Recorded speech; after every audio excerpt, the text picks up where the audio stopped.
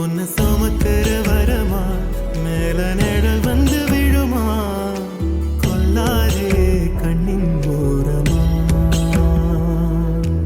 உனக்காக வாழ நினைக்கிறேன் வாசம் பிடிக்கிறேன்.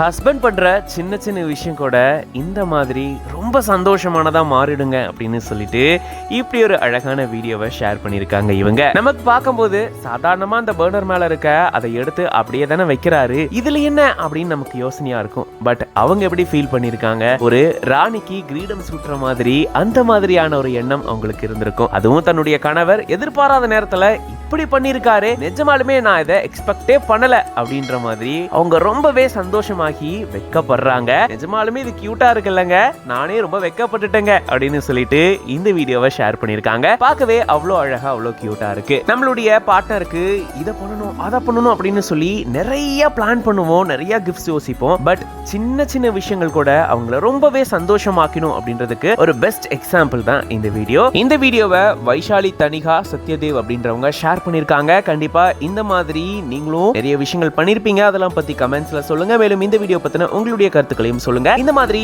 நிறைய வீடியோஸ்க்கு மறக்காம பிஹைண்ட் வுட்ஸ் பேஜை ஃபாலோ பண்ணிக்கோங்க.